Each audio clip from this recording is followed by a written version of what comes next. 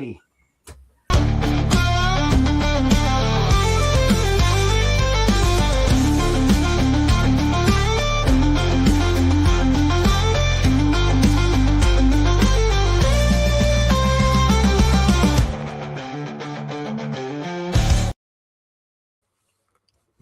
Bienvenue, welcome to another property live stream with, of course, Hamish McClare of Search Convey. Special guest today, Heather Poole-Gleed, and this is IPSA Kind of Magic, the Association of Independent Personal Search Agents, currently chaired by Hamish, CEO, Chief Exec, Heather Poole-Gleed. Lovely to have you both here. It's a bit like matter and antimatter. You so rarely get them in the same place at the same time. I'm scared of an explosion. Today's topic, as we always talk to all of you new listeners, because we've had a whole host of them over the last few months. To all you listening, if you are in the property search game, as it were, you might consider wanting to join this organization because they are what I refer to as the kite mark of searching, certainly personal agent from the personal agent point of view, and they are the antithesis of all things factory conveyancing. It's all about personal searching, producing what I refer to as a John Lewis style approach, where you get the best of the search, not just everything, which means you can really make those decisions far quicker. They turn around searches technically much quicker than other people seem to be able to, which amazes me because they're actually going into more depth. But anyways, it's about personal relationships. I think you'll agree about building those relationships often over years. Most of the IPSA members are gamekeepers, or poachers turned gamekeepers, or the other way around, who actually know that side of the industry inside out. But enough of that. Today's topic is something that people within the industry. Oh, Michelle Poller has jumped in to say, and I'm watching too. Oh, thank you very much. She could be joining us, but never mind. well, it's lovely to see you anyway, Michelle. Thank you for taking the time. Today's topic is the money lenders list and standards. It all sounds a bit Shakespearean to me. The money lenders list and standards. And of course, to start us off, as ever, Hamish McClare. Well, somebody did actually accuse me of being somewhat old school the other day there for some strange reason. I don't know quite why it was. I always look at this, what the topic of conversation today, as the money lender's handbook, as it used to be in years past. But Heather is far more up to it. It's the UK finance lender's handbook, as she will sort of remind me. There's all sorts of things you could call it. Money lenders, you could call it mortgage lenders. And what it actually is, it's a very, very useful document for solicitors to establish. And of course, anybody who's in the independent sort of search world, for example, if they want to sort of find out if a particular lender will lend money to somebody who carries out, if you like, a personal search, as we used to call them, but regulated searches. We need to make this classification clear. We've done it often enough on our podcast through it, so that we are, all our searches are regulated searches. And Heather in particular makes sure about that too, because she's one of our gatekeepers there to make sure that people are doing things the right sort of way. Anyway, this money lender's handbook, what it suggests is all of those people, or all of those lenders who will lend money to certain people to carry out sort of regulated searches. Now, the thing is, one would have thought, with being such an important document, it should also mention, if you happen to be a member of IPSA, we will lend money. But they don't do that. I mean, we're much more subtle than that, because what we are actually, all members of IPSA are also members that are also regulated by the PCC, the Property Codes Compliance Board. And this is why I wanted to differentiate, because we can explain, if you go through that money lender's handbook, which fortunately we've got Heather here to speak about, so she can speak a bit more about the serious side of things. But the basic thing is the PCCB comes up quite a lot. Regulated searches come up quite a lot within that handbook. And so all members of IPSA are in actual fact appropriate to those particular sort of lenders, which is a very, very significant numbers. There are things, the Bank of China, I don't think accepts regulated searches, but we probably don't mind too much about that. But anyway, we best let Heather sort of sort it out, because she knows the technical side of these things, which is why she's in the position she's in, of course. Well, Heather, welcome to the show. And apparently, you bring the serious side to the I'm very serious, Gareth, as I'm sure you're very well aware. I'll sit up straight. So, Mrs. Poolgleed, can you please tell me regulated searches, first of all, that, and second of all, this handbook, how does it truly help? Okay, so the handbook exists so that when the conveyancer takes on a file and they're looking to order the searches, they can go onto the mortgage lender's handbook and check which mortgage lender of many hundreds. They look at that mortgage lender, and it will tell them there under part 2, there's a question which says, does this mortgage lender accept personal searches, or what we call regulated searches? And the answer to that question is dictated by that lender. They decide what they want. And so that answer might say, yes, we do, or it might say, yes, we do, provided that the search provider is subscribes to the search code and is regulated by the Property Codes Compliance Board. And that is obviously the bank or the lender's choice what the answer is in that section. And if it says PCCB regulated, well, then all IPSA members fit that category, because to become an IPSA member, as well as having to pass our exam, you have to be a subscriber to the search code through the Property Codes Compliance Board, and you have to have your £2 million PI cover, etc., etc. So that mortgage lender's handbook kind of helps to boost the integrity of what we do. If a major lending association says, well, we will accept searches, but only if they're provided by a company that is PCC regulated, well, that's an IPSA member to you and me. So that's good, and that boosts the integrity of what we do. By the way, I've seen a whole raft of people come in to check us out. To anybody wondering what this channel is about, it's the Association of Independent Personal Search Agents. If you're going to buy a house, buy a property, one of the processes you go under is to do searches. And it probably wouldn't be you, probably ordered by the solicitor involved. And if they do that, these searches help people make proper buying decisions on whether they're going to go ahead and buy a property or indeed spend a lot of their fortune on it. Remember that buying a property is still, would you agree, Heather, probably the largest single expenditure that any family would ever undergo? Yeah, I think unless you were thinking of buying a super yacht or something, then yes, it probably is the biggest expenditure. Well, of course, I have the house and the super yacht, but anyway, moving on. So now that we've got our search, all right, being mentioned that way indirectly, as it is through the mortgage lender's handbook, that means that I would have thought IPSA members have a leg up in a way, because they are the ones who have that quite marked.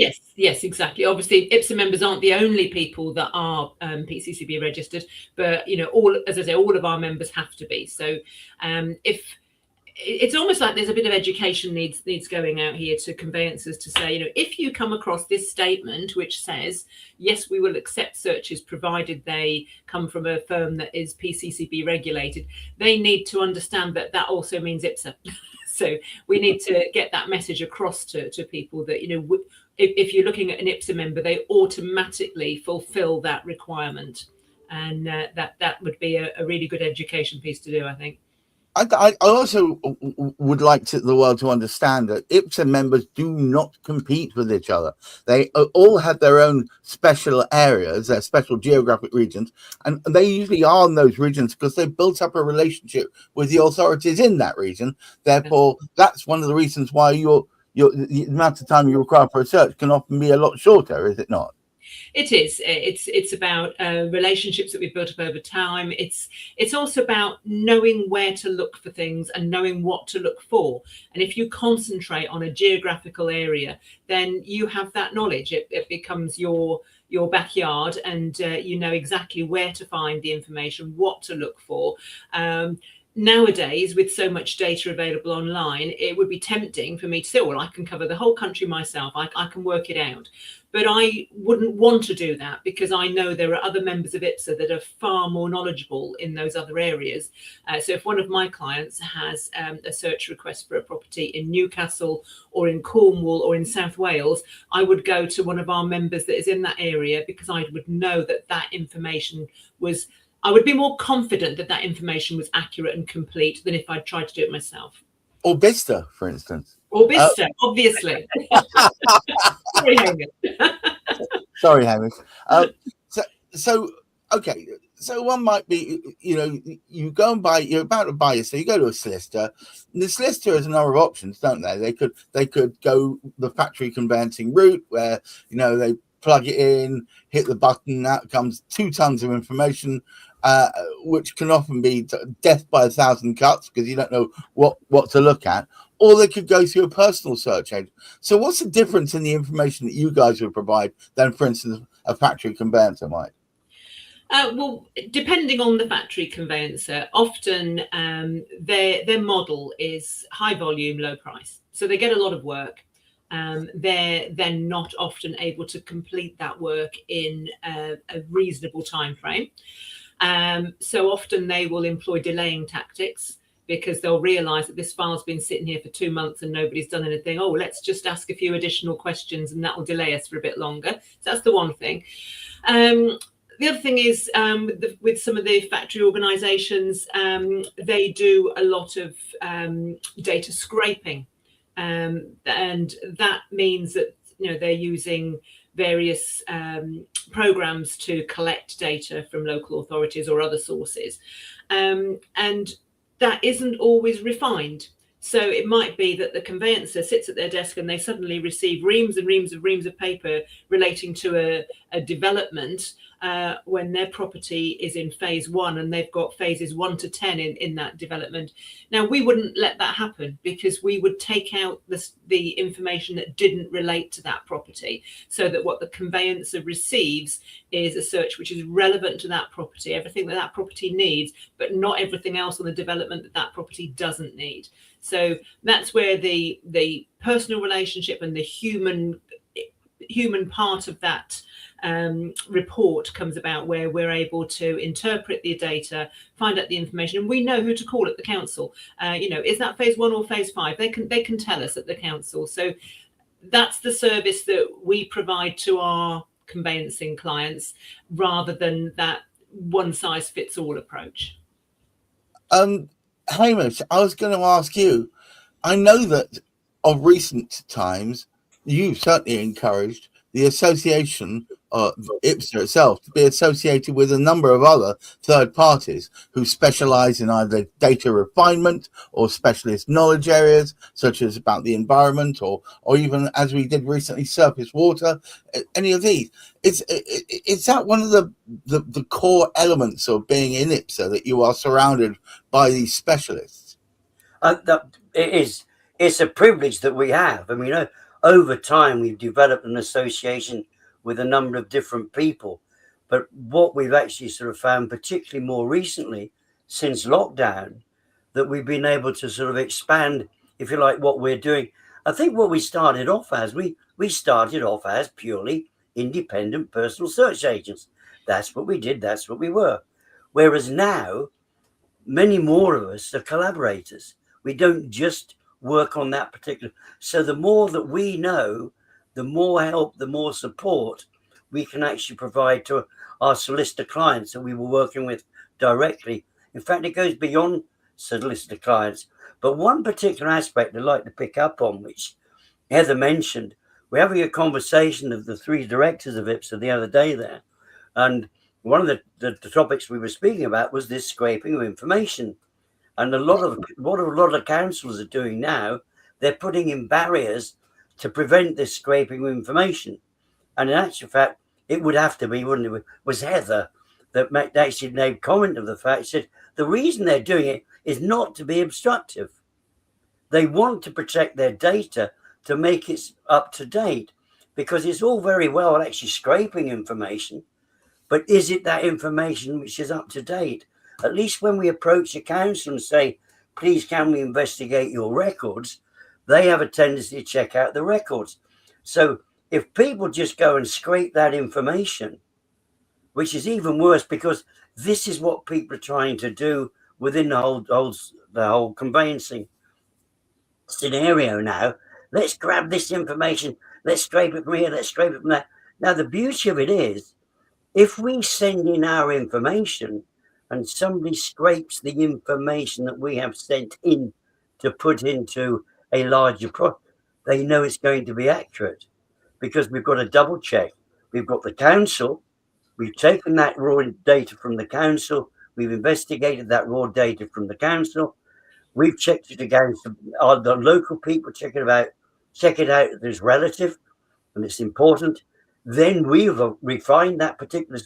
So we've had a close look out it goes to the clients. So the amount of time that basically, as Heather was saying earlier, the amount of time we save conveyancers, we save solicitors by virtue of the work we do is very, very significant, really. And I mean, that's what I like about working with these different people, whether they be environmental providers, whether it be chancel repair, whether it be coal mining, any of these particular things. We know the people that provide those searches. Heather, you're almost becoming the one-stop shop for this sort of thing, in a way. We are. I mean, our aim is to help our members to be able to offer conveyancers a seamless transaction journey. So, you know, we can help them from the beginning of the transaction right through to the end, not personally ourselves, but by pointing them in the direction of firms that we trust, that are independent and that can help them, rather than them having to throw their lot in with one firm that will offer them everything, Right. which might not be what's best for their clients. So we're trying to help them to retain their independence and their choice, which is something which seems to be diminishing a lot in the industry. And it's important that conveyancers have choice as to which firms they use for which parts of the transaction. I think choice here is critical. Hamish, would you care to take us home? Well, I will indeed. I will indeed, because it's good to actually sort of go forward with an upbeat sort of way. That, I mean, we're so proud of what we're able to achieve within IPSA, and it's something the members that they really enjoy being part of, because of the working relationship that we have with each other and the way we can actually sort of trust each other, and because of that, it does make that journey for the buyer or the seller of a property, it makes that journey so much better as a consequence, because it's not exactly streamlined, because you can't streamline. It's quite complicated what different buyers want to know. So it's actually doing the best we can to make everybody's life simple. And more important, let's get that darn transaction, instead of taking 6 months, let's get it done in 6 or 8 weeks, because most of the time we can't guarantee. There are still councils that we trip up over because they've got challenges themselves, not because they're being awkward. They've got challenges, but we know which ones they are, and we can tell the clients about that. Mm-hmm. But it's the collective that makes the difference.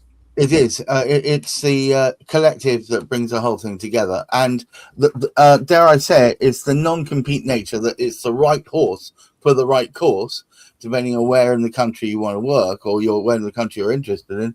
I think that makes IPSA quite stand out. What I would also say to anyone watching is they're thoroughly nice people.